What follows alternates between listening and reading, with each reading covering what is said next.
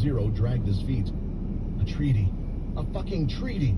Force us into a war, and then sign for peace with the ones that killed them! Zero shouted, dragging his feet across the bridge. As he finally made it to the other side, and pushed the doors open so hard that they slammed to the side, nearly breaking apart. Yet there was no one to complain, no one to say anything. Immediately, Zero could sense that there was something about the sword in front of him, an energy that he had never felt before that was causing his body to shiver slightly. Even the air in the area had gotten slightly colder. Now, Oscar had picked it up, and it was in his... For some reason, the past had resurfaced in Zero's mind. Maybe it was because he was close to achieving his goal. Maybe it was because he could see that dreaded weapon on the ground, the one that had nearly taken his life. Either way, those days were soon to be behind him, as he had one last thing to do. There were no more requests. This was it. Pretending to swing the sword towards Peter, Zero then swung it behind him as he aimed right for Erin's neck. He knew about her ability because he knew a lot about Leo as well. She was able to sense any kind of energy fluctuation, allowing her to predict when an attack was coming before it did. Which was why, with this strike, the only thing Zero used was the first stage of ki to enhance the strength of his muscles, and only that.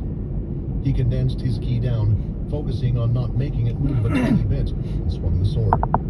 A fast, swift movement with no hesitation, a move that was detached from Zero's mind. That was the type of sword strike he had made. It was perfect. The move was done so well that Erin hadn't even noticed the sword coming toward her.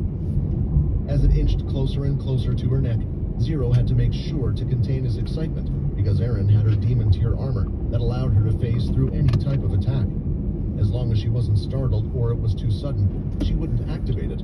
But there was one thing Zero had forgotten to account for, as he had gone in for his sneak attack. And as soon as the sword had only just brushed up against her skin, it had stopped dead. Why? Why is the blade stopped? Zero didn't understand. He could see no reason why his sword would be stopped. He couldn't sense any ki from Erin, but a moment later, purple sparks started to appear. With no choice, Zero had to put ki into his blade to push through whatever was stopping his sword.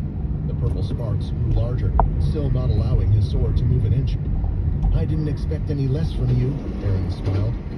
Zero felt a sharp pain from below, and when Zero looked down to see what was the cause of the pain, he saw large claws from something that was out of this world, having pierced right through his stomach.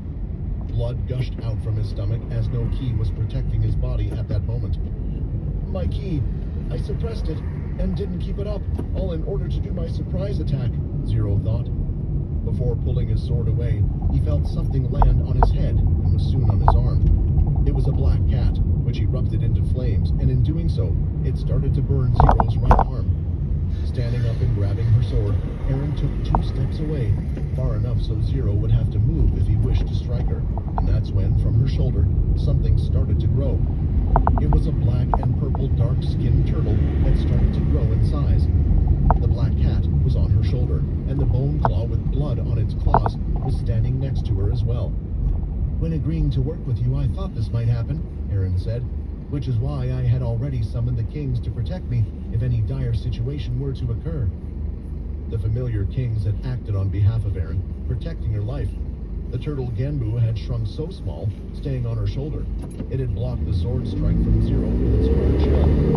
The bone claw had teleported behind Zero, stabbing him right through the stomach, doing more damage than Erin could have hoped for, all because Zero was doing his best to sneak an attack on her. Without them, your attack probably would have worked, or maybe not. I can tell you are already extremely tired from the 2 fights from before. There was a reason why I didn't get so involved when fighting that. What were they called? Celestial? Both of them had been doing the same thing to each other, trying to weaken the other one down. The only thing was, Zero didn't realize that Erin was doing the same thing. He had underestimated her power and strength. The wound on his stomach was quite bad, and Erin was right. A lot of ki had been used up in the fight with the Celestial and Chris, who was a harder opponent than Zero had imagined. You think this is the end? Zero shouted, as his head started to light up, and a black substance started to appear from the marking. At that moment, the bone claw teleported right to Zero's side, and using its large claw, it slashed his wrist, causing Zero to drop the sword. It was laying there on the ground, but what was worse was the fact that Erin had already stabbed the large great sword right through Zero's chest. Ice was starting to form around the wound, but blood also filled Zero's mouth. The marking on his head started to fade, and the black substance that was coming out began to retreat. Standing by the side, AJ had captured everything on camera. It was all being filmed live. He couldn't believe the turn of events and had to explain to everyone that just moments ago, these two were working together. For this to suddenly happen, he didn't understand why. What was the reason behind it? It was clear that Zero was the one that had attempted to attack Aaron first. "What is happening?" Vanessa asked. She looked to Flora, who was still a prisoner by her side. "Aaron always thought this would happen," Flora answered. "She told me before we went on this trip to be prepared. Why else would the leader of Pure ask just us and him to go on this trip? That old man, he probably thought his tricks worked on everyone, but Aaron can't fail. She has more determination than anyone to complete her goal." "To rid the world of all vampires," Lucas quietly said. "Honestly, I don't know who I would rather have lived in this situation." Zero had felt this feeling once before, his body feeling weak, his vision fading, and the movement around his chest was cold. Looking down, he could see the same dreaded one as before, the one that had nearly taken his life. It was taking his life once again. I can't go on anymore. Everyone, I failed you again. I just wanted to see all of your faces one last time. I just wanted to do anything possible to spend an extra second with you. And now, I failed. What does that mean? All of the lives I had taken, all of their faces, and all of the people's lives I ruined were all for nothing in the end. I became a monster, and all for nothing. Leo, I'm sorry for blaming you. I'm sorry I was unable to step in back then. And most of all, I'm very sorry I couldn't kill this bitch that took your life. I might see you, but in truth I don't deserve to see you. I don't deserve to see any of you after what I have done. But maybe that is just the truth that I know I have to live with. Turning his head slightly to the side, his vision was nearly completely gone. Zero could faintly see Chris. "Live the rest of your life how you want, following what you believe. Don't become like me." With one hand firmly on the sword, Erin then used her other hand and placed it right on top of Zero's head. "I don't want to kill fellow humans, but I will get rid of anyone that tries to stop me, and I want to let you know you are going to help me." Suddenly, Zero was feeling something from deep within his stomach get pulled out from him. His skin was starting to shrivel up. Everything was flowing and moving out from the top of his head and was being passed on to Aaron. Zero knew straight away what this was. It was the key drain skill, the skill that he used on members. With this, not only was Aaron getting all of the key that Zero had, but all of the hundreds of thousands of lives that he had taken. With this, without a doubt, Aaron would now be more of an unstoppable monster than before. Letting go of Zero's head, he fell to the floor, a shriveled up corpse, unrecognizable compared to what he was. "This is where your story ends, Zero."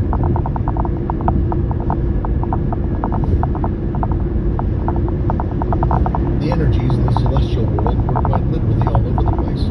Those watching from the space all had conflicted views of what they had just seen. Those that knew that the one killed was a follower of Immortui thought that he might try and act out against this Godslayer. The problem was, how would Immortui do such a thing in the first place, since he was restricted from crossing over?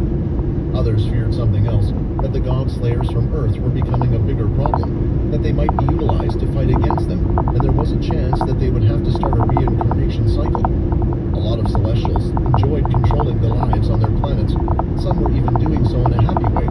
However, they would have to listen to whatever the request was in the end. "What do you think?"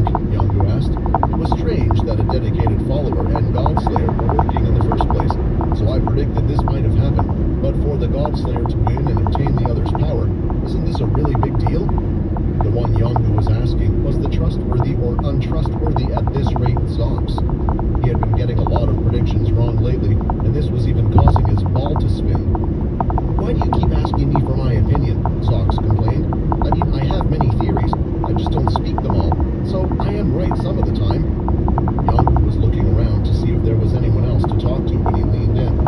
"I'm not so comfortable talking about the Godslayers from Earth with any of the other Celestials," Yongu whispered. Because he had helped out one of them. It was a fact that if it was to get out, it might be the reason that would get him killed by his very own fellow Celestials. "Fine. My guess is we still have nothing to worry about yet," Zox answered. "I think, unless we see Bumbus act, who he hasn't done yet, then we have nothing to worry about.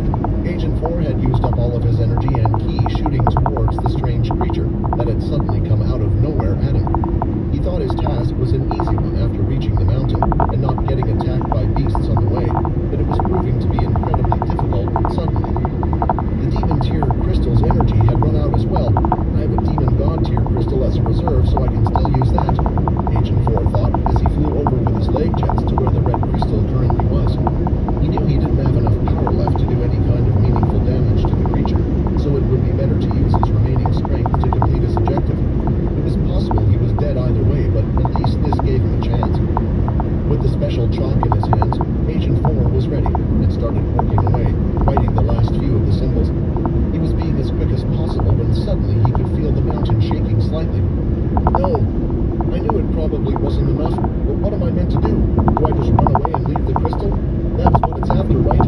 So I'll be fine, but if Zero ever found out, then he would have my head rolling off this mountain quicker than I could think. Right about now, he should be going through with the plan and absorbing that damn Peer Queen's energy, and then he will be unmatched in this world, even if he was to go up against that damned hero Quinn. Blasting through the rocks and up into the air was Laxmus, but there was some success to what Agent 4 had done. There were a few holes in his wings, making it difficult for him to continue hovering in the air. In fact, Laxmus had quickly fallen back onto the ground, as he could no longer use his wings properly.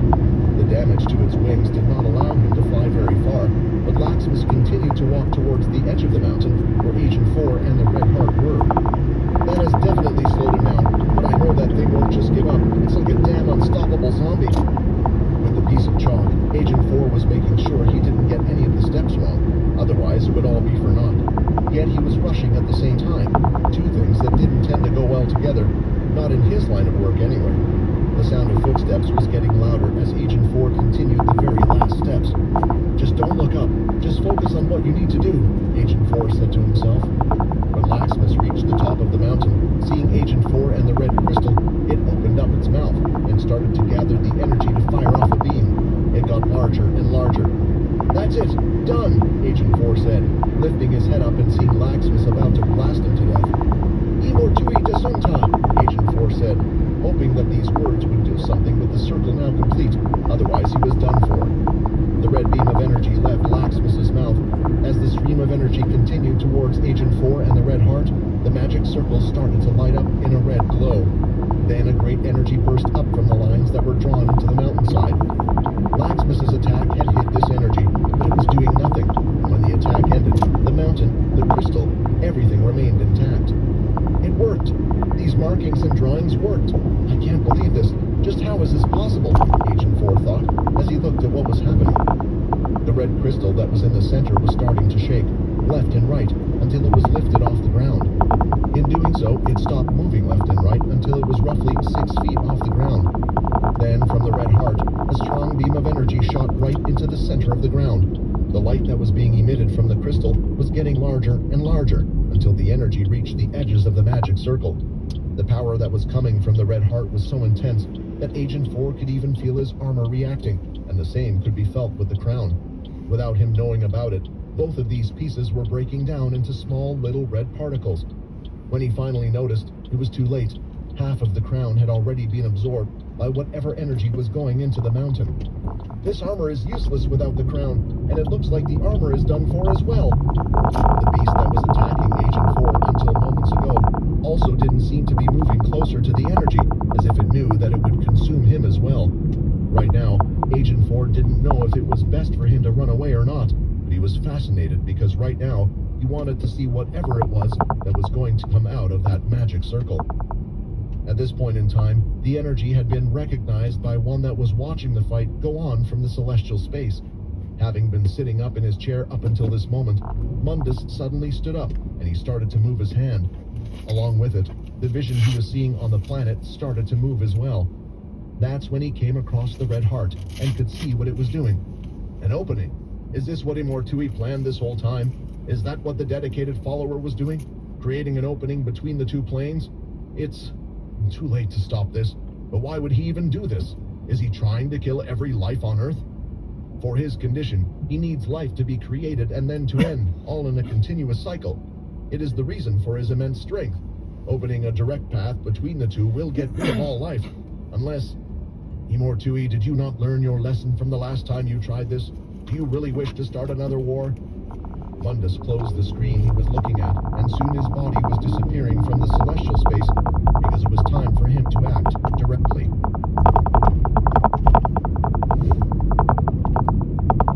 Hello listeners, Pocket FM's biggest sale is here. For a limited time, get up to 200% bonus coins on selected coin packs.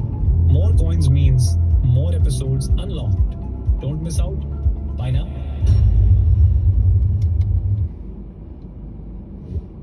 The Red Heart continued to produce massive amounts of energy, and all of it was directed to one spot, where the magic circle had been made.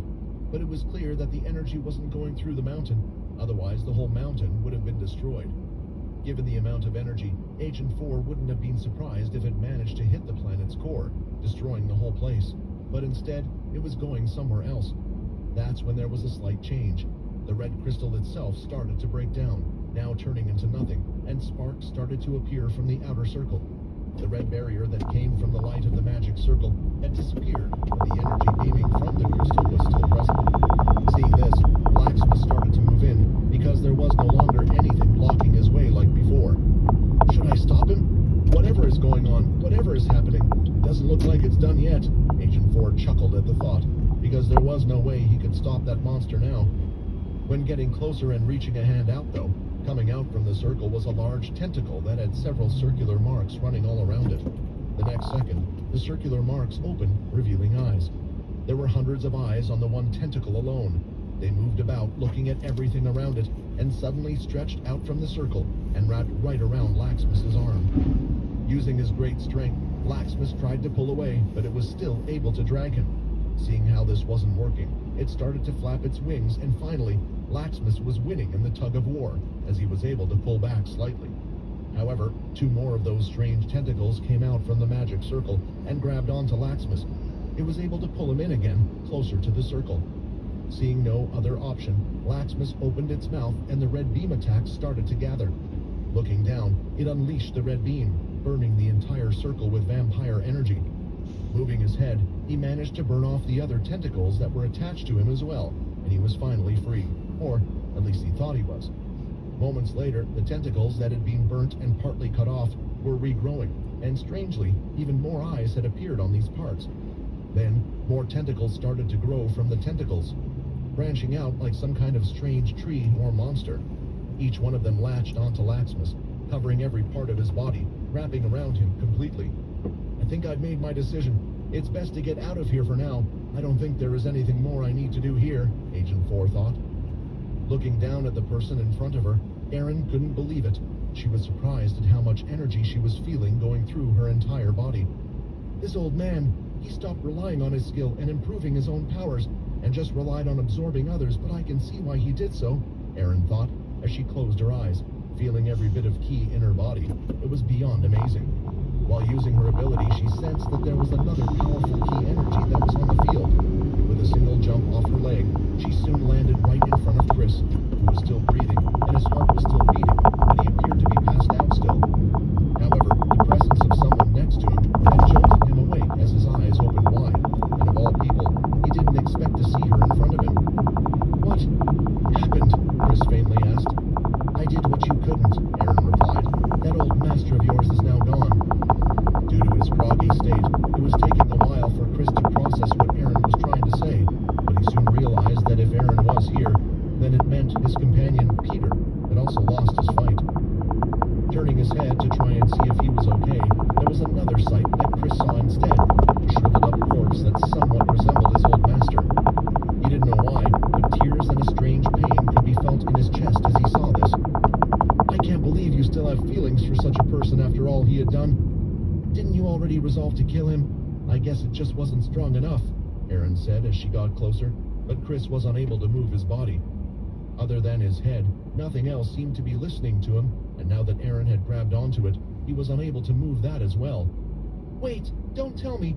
Is she going to do the same to Chris as she did to that Zero guy? Vanessa shouted. I think you're right. She's going to kill him too. Should we try to do something? Lucas said, still holding the blade. With the sword, he thought he might be able to stop her, but his legs weren't moving. Although the thing that stabbed Zero was no longer on the field, it seemed like it could appear as and when it wished. In the end, all of them were far too afraid to act, and they all thought it was pointless. There was no way any of them could even faze Erin enough for it to matter. As expected, Erin had started to use the ki drain skill on Chris as well. Just like before, energy was being transferred from him to her through her hand. Not only that, Chris was one that had a large amount of ki, bigger than most, and as she was draining his life away, she almost felt like a god. I don't need to fight against vampires anymore to get a boost. The amount of power that I have received from these two is enough to take on anyone, Erin smiled as she let go. Although the same thing had been done to Chris, his body was intact. He looked weak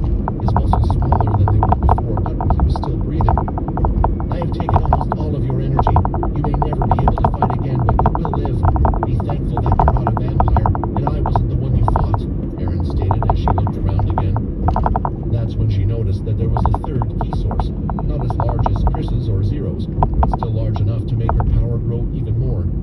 Jumping up again, she landed directly where Peter was. He was lying on the floor on the front side of his body. Just like Chris, he could move his head and looked at Aaron. "Your life will not be spared. You are a spawn of the vampires, so there is a high chance that you will act just like them." Aaron placed her hand on the back of Peter's head and then lifted him off the ground. He was unable to move, his energy also having gone, and his hunger at a point beyond what he had ever felt before. Still, in this situation, Peter smiled. "Look at you," Peter said. "I can't believe we went through so much trouble trying to protect you from Jack True Dream. We should have just let you die back then." With all the strength Peter could muster up, he spat out a bit of blood that was in his mouth and landed right on Aaron's cheek. Activating the key drain skill once again, the energy could be felt moving from Peter into Aaron. Unexpectedly, for someone who didn't know how to use key very well, he had quite a large amount. Yes, yes, yes. Looking at Aaron, AJ was clutching onto his camera so hard it nearly broke, but it was a good thing he hadn't done it. Out of nowhere, something could be seen in the back of the camera, and it all happened in an instant. Aaron felt a powerful force grab her right by the neck, and the next moment, she was slammed into the ground. A large eruption had occurred, shaking the entire planet. Everyone was nearly thrown off their feet, and a volcano of red aura had erupted where the two had been standing. For Aaron, that wasn't the extent of it, as she was being dragged through the ground, her back, arms, and everything being pushed through so hard that rocks from the ground were breaking off. A sudden reaction was occurring in Aaron as her eyes started to glow an intense yellow, and she could see who was the one holding on to her throat. Her eyes glowed an intense red, and his whole body was covered in a red aura. Baring his large fangs, Quinn shouted, "Get your filthy hands off him!"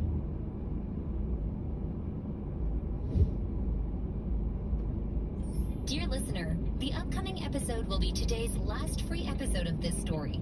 Come back tomorrow to enjoy free episodes, or get coins now to continue listening. A little while ago, Vex, Minnie, and Quinn were on the same ship heading to the location where Chris and Peter had reported finding both Aaron and Zero. They weren't far away now, and the ship was traveling at full speed. For some reason, as they got closer, time felt like it was moving slower, and in doing so, it was just making Quinn more restless. Because of this, Quinn was already wearing the celestial red fang armor, ready to fight at any second. "Quinn, I know you are worried, but there's nothing that we can do right now," Vex said, trying to calm him down. "Besides, you said it yourself, Peter is incredibly strong, and Chris is one of the toughest people you have ever fought." Quinn continued to tap his foot away. "Peter already lost to Aaron once," he said, "so I have no doubt in my mind that he will attempt to fight her again. If that happens, then Chris will get involved as well, because that's the type of guy he is." There was a good reason as to why Quinn was extremely worried. For one, Bliss said that Aaron's growth was one that would be able to outmatch his own. A person that would become so strong that they could deal with the one that created the vampires. Then there was the celestial Mundus as well. From their short meeting, Quinn could tell he was a powerful god, one that he wouldn't want to step on the toes of either. The fact that he even requested Quinn to take out Aaron meant that these powerful people thought that she was a problem. The ship had finally entered the planet's atmosphere, and the planet looked to be going out of control. Lava was spewing from some areas of the planet, while tornadoes were spinning wildly, destroying the rocks and ground around it. The planet seemed to be in pain from whatever was going on. "Vex, fly it northeast," Quinn ordered. "I can feel an energy, but it's really weak." Worried and concerned, Quinn's fangs were already bearing out, and he was grinding his teeth with worry, which was why the second that Quinn could see people in the distance, he didn't hesitate. "Minnie, stay with your Uncle Vex. He'll look after you." Quinn slammed his hand on a button of the ship a little too hard, smashing it to pieces and lifting up the glass. Then, using the ship as leverage, he pushed off it, causing it to move backward as he flew off into the distance. While going through the air and getting closer, Quinn could see it. He could see Aaron holding Peter by his head. His whole body was pulsating with his heartbeat as it got faster and faster. Ripples of blood aura could be seen in the air as he traveled through the distance between the ship and the ground. Quinn was unable to contain his anger. "I won't let you kill anyone else, no matter what." Using blood control, with the blood aura pulsating around his body, Quinn was able to superspeed himself right to where Aaron was and grab her by the neck before she could do anything else. ground, and like a meteorite hitting the ground, the two of them were skidding across the floor, causing damage to the ground. "Get your filthy hands off him," Quinn shouted. Erin's eyes started to glow with power as she felt a presence like she had never felt before. Her natural instincts as a Dhampir were kicking in, giving her an immense rush of power. However, with Quinn's rage at a boiling point, it didn't matter, as he lifted her by the neck where the two were and slammed her into the ground, causing cracks to appear in the whole area. "What is this?" Erin thought. "All the ki I gained, and the Dhampir power to go against my natural enemy. I still can't match the strength around my neck. I'm having to use all the ki to just stop him from crushing my neck." Quinn was unaware of what he was doing, but when holding Erin by the neck, he was attempting to squeeze. Due to the reinforced ki around Erin, it was not quite squeezing, but covered in red aura, his two hands were acting out his killing intent. A strange red mist that would float around Quinn's gauntlet was creating small little daggers that were moving, trying to also rip out Erin's neck.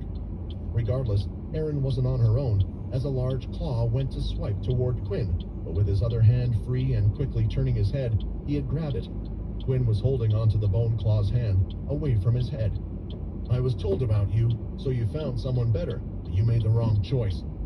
Using the blood aura that was around Quinn's body, he had shaped it quickly into weapons and sent them straight towards the bone claw, who started to teleport away, making the blood swords hit nothing but the ground.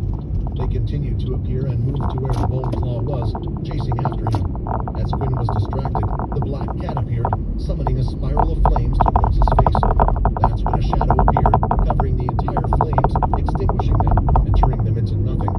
The shadows had also soon turned into a hand that had grabbed one of the four kings, holding it in place. The cat struggled, unable to break free from the shadow hand's grasp.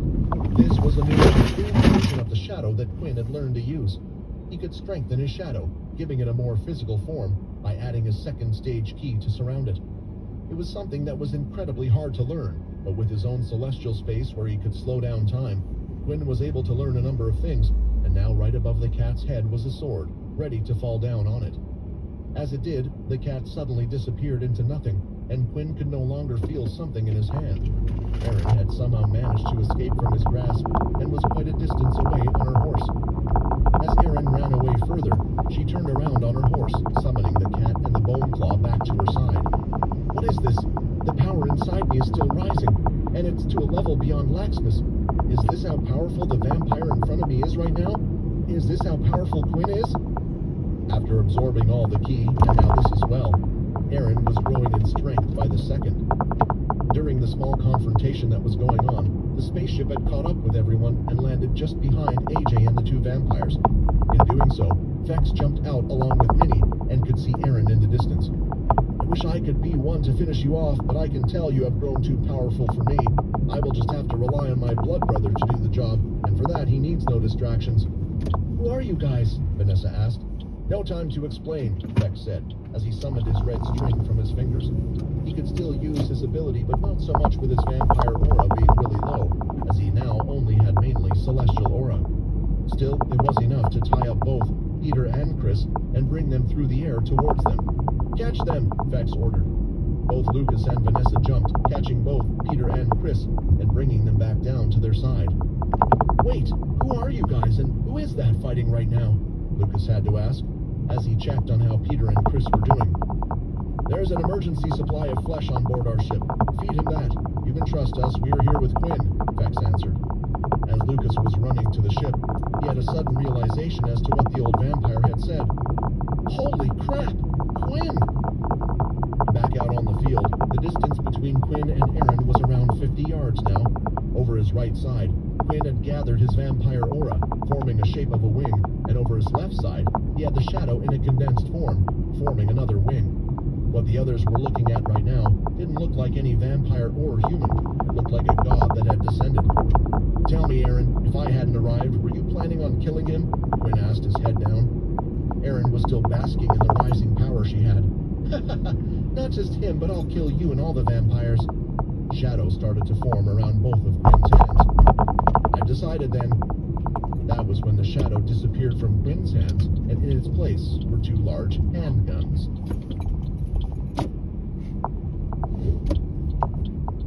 Dear listener, now playing the next audio series.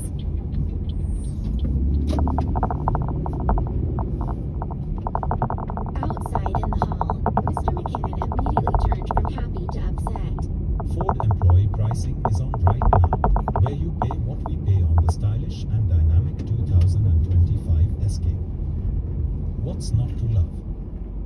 Right now, get up to $3,342 in employee price adjustments on eligible 2025 Escape models. Plus, from 1.99% APR purchase financing for up to 60 months. Visit your Toronto area Ford dealer today or fordtoronto.ca for more details. When Mia saw that, she understood that something wasn't right, but she said nothing and waited patiently. Mr. McCann remained silent for a few seconds, then said, "Mia, because you're the school's top scorer on the monthly test,